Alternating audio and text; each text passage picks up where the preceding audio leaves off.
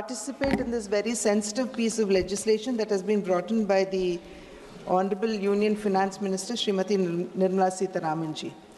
I would also like to voice my appreciation towards the sensitivity with which this piece of legislation has been brought in, which the Honorable Finance Minister has just very eloquently outlined. Sir, we all know for a fact that tobacco addiction is a major problem in our country today. And estimates say that about 1.35 million deaths occur annually in our country due to cancer, heart-related diseases or COPD. And COPD would mean diseases that are related to lungs. So the issue is very serious because around 29% of the population, that is 267 million adults, and many more adolescents are actually in a way habituated or are addicted to tobacco and related products.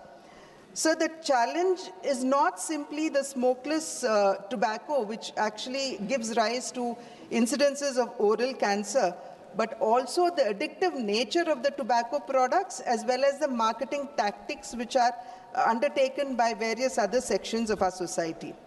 So usage of tobacco is amongst both men and women, where about 42.14% men and 14.2% women are estimated to be addicted to tobacco. And surprisingly, the very same survey also says that about 8.5% of our children between the ages of 13 to 15 are also today addicted to tobacco and the related products like pan masala and so on.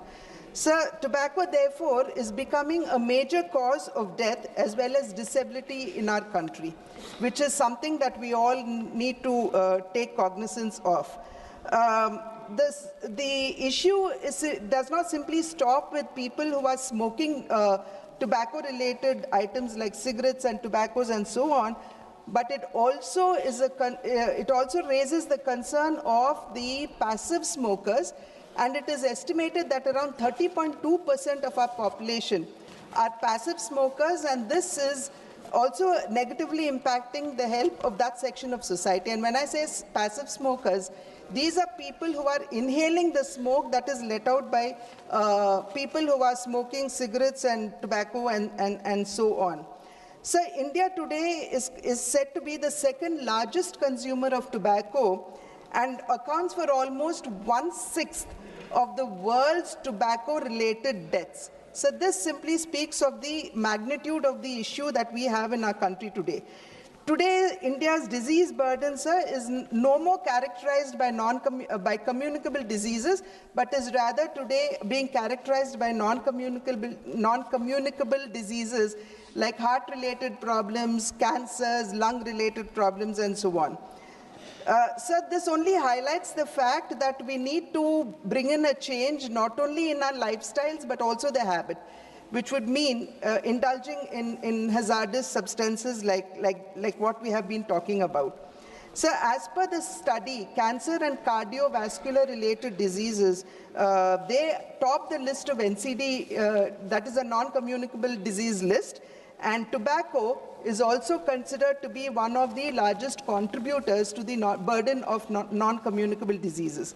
India today, sir, accounts for 17% of the world's population, but when it comes to the disease burden, it accounts for 20% of the world disease problems, sir. So this is not a small number that we are looking at.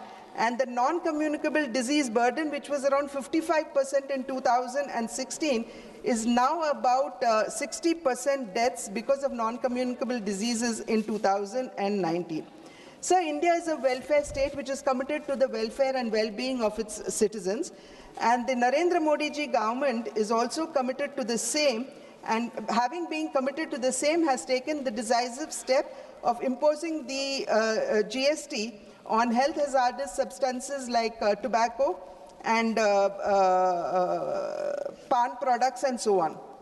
This, sir, is intended to actually discourage people from, this increase is intended to discourage the use of dangerous substances and also simultaneously to generate revenues that would actually be spent on social and health sectors, which is very, very important. As I had mentioned, our commitment to the well-being and welfare of the citizens of our country. Today, sir, even as we are phasing out the GST compensation cess, as has been rightly mentioned by our Honorable Finance Minister, Union Finance Minister, we must ensure that the prices do not plummet on these tobacco and related substances to such an extent that they become easily accessible to people, even as we are speaking about how do we discourage them from using such hazardous substances. Therefore, sir, this measure that has been undertaken today, it corresponds, it would maintain the price stability, it would protect the vulnerable and the youth sections of our society, and would also act as a deterrent because the prices would not plummet to the extent that we actually fear they would. Sir, even as the government today, as I had mentioned earlier, being a welfare government, seeks to provide food security for the poor through the free ration program that we have undertaken today, where we are providing free ration to about 80 crore poor people, and also to improve the living standards of the middle class, wherein we have actually lowered the tax burden and so on. And we must ensure, sir, that every rupee that is being now collected on this GST is actually expended towards these kind of measures, which could be now further expanded.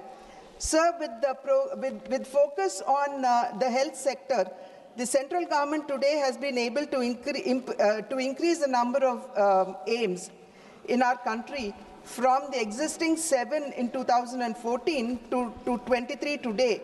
Medical colleges have doubled from 387 in 2014 to 808 today.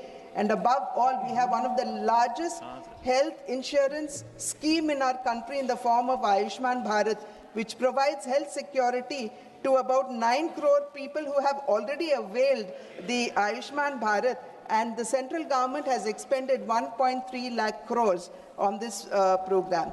Therefore, sir, every rupee or penny that would be now collected on the GST, we are assured will be expended on such welfare schemes, keeping the welfare and progress of the people, of the citizens of our country in mind. Sir, the concern here amongst the states is that would it actually affect our revenues? Sir, this we must realize would not affect the state revenues, because the 42% share of the central tax devolutions that should go to the state, as has been recommended by the 15th Finance Commission, would stand as it is.